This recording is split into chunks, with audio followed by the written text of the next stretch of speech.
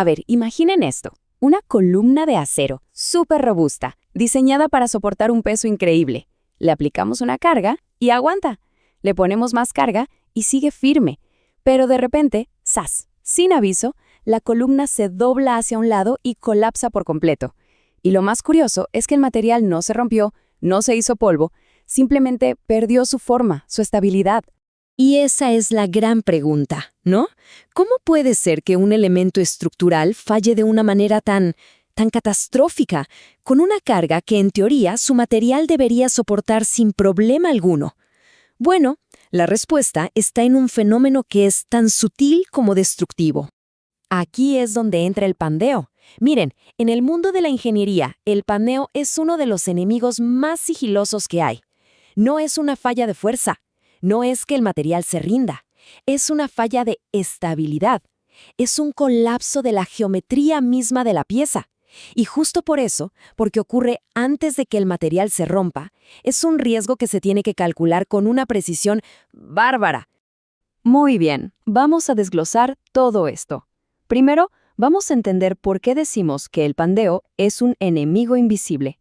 Luego, vamos a diferenciar bien entre una falla de estabilidad y una de fuerza. Después, nos meteremos con el concepto clave, la carga crítica. Veremos las consecuencias reales y las soluciones modernas para terminar pensando un poco en el futuro del diseño estructural. Para empezar a entender este concepto, no hace falta ir a un laboratorio de ingeniería súper avanzado, ¿eh? Podemos usar algo muy simple, algo que cualquiera de nosotros podría tener en su escritorio ahora mismo. Es un experimento súper intuitivo. Si aplicamos fuerza sobre la regla, esta se comprime. Pero ojo, llega un punto en el que, en lugar de seguir acortándose, la regla encuentra un camino más fácil, doblarse hacia un lado. Esa curvatura súbita, esa pérdida de la forma recta, justo eso, es la esencia del pandeo.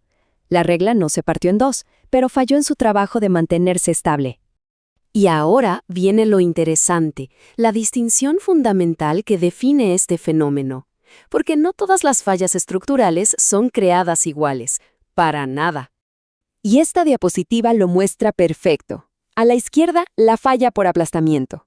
Es directa. Le pones más carga de la que el material aguanta y ¡pum!, se rompe. Es una cuestión de pura fuerza. Pero a la derecha tenemos el pandeo.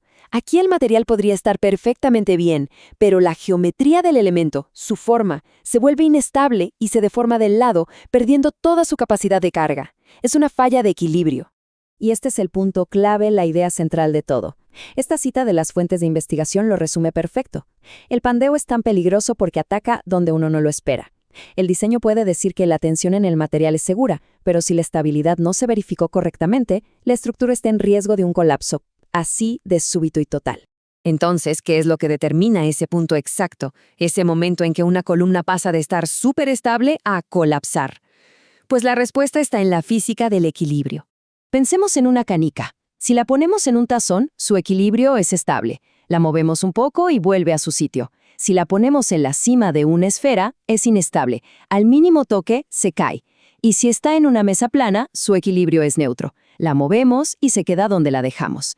Bueno, una columna bajo carga se comporta de una manera muy parecida. El gran matemático Leonhard Euler fue quien formuló este concepto de la carga crítica. Es como un umbral mágico. Por debajo de esta carga, el equilibrio de la columna es estable. Si una pequeña perturbación la mueve, vuelve a su forma recta. Pero una vez que llegamos a la carga crítica, el equilibrio se vuelve neutro y luego inestable. Ahí, cualquier imperfección, por mínima que sea, hará que la columna se doble y falle.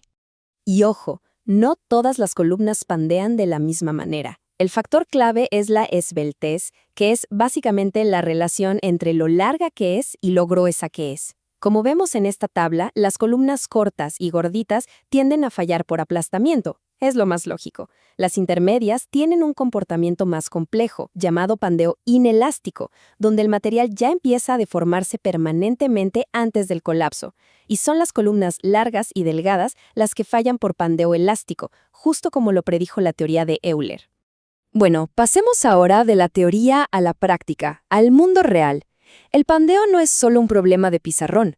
ha causado algunas de las fallas estructurales más terribles de la historia y al mismo tiempo ha impulsado innovaciones increíbles.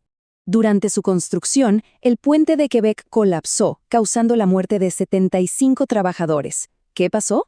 La investigación reveló que las piezas principales que trabajaban a compresión eran demasiado esbeltas y fallaron por pandeo bajo el peso de la propia estructura. Este desastre fue un antes y un después en los códigos de diseño, forzando a los ingenieros a tomarse la estabilidad tan en serio como la resistencia. Para luchar contra el pandeo, sobre todo en zonas de sismos, la ingeniería ha desarrollado soluciones brillantes. A la izquierda, vemos un arriostramiento, una riostra convencional. Cuando se estira, funciona bien, pero cuando se comprime, se pandea y pierde casi toda su capacidad. A la derecha, un sistema innovador, el arriostramiento de pandeo restringido, o BRB. La clave aquí es que está diseñado para ceder y deformarse de forma controlada, sin pandearse, y así mantiene su resistencia en ambas direcciones. ¿Y cómo funciona esta maravilla? Pues es un diseño súper ingenioso. Hay un núcleo de acero, que es el que soporta la carga. Este núcleo está recubierto por un material especial que evita que se pegue a una carcasa exterior, que es un tubo de acero relleno de concreto. Esta carcasa no carga nada. Su único trabajo es darle un soporte lateral continuo al núcleo para que no se pueda doblar. Le permite estirarse y acortarse, pero no pandearse. Y el resultado se ve clarísimo en este gráfico de rendimiento.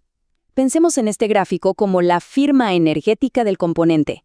La línea delgada y pellizcada es la del arriostramiento convencional. Es fuerte cuando se estira, pero muy débil cuando se comprime, porque pandea. En cambio, la curva ancha y gordita del BRB es simétrica y robusta.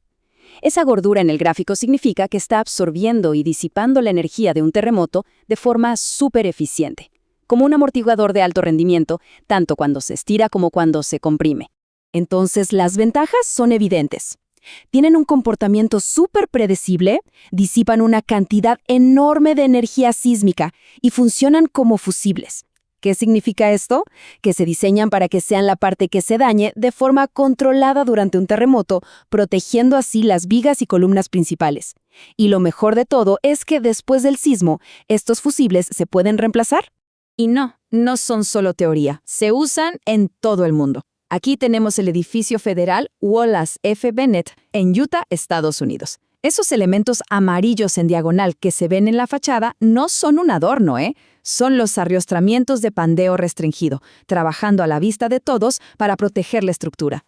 Y aquí, el Centro Internacional de Convenciones de Osaka, en Japón, un país que es líder mundial en ingeniería sísmica.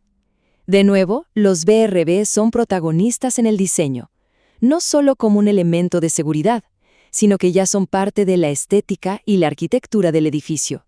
Muy bien, para ir cerrando, vamos a resumir las ideas clave y a mirar un poquito hacia el futuro. Entonces, si nos tenemos que quedar con algo, que sea esto. El pandeo es una falla de estabilidad, no de fuerza. La esbeltez, lo delgado y largo que es algo, determina su riesgo. La carga crítica es ese punto de no retorno. Soluciones innovadoras como los BRB nos permiten controlar este fenómeno. Y la lección más importante, la estabilidad nunca, pero nunca se puede dar por sentada. Es tan vital como la resistencia del material. La ingeniería siempre busca la eficiencia, usar menos material para lograr más. Y eso, inevitablemente, nos lleva a estructuras cada vez más altas, más esbeltas. Así que la pregunta que queda en el aire es, a medida que seguimos empujando los límites, ¿qué nuevas estrategias y tecnologías vamos a necesitar para seguir controlando a este enemigo invisible que es el pandeo? La batalla por la estabilidad continúa.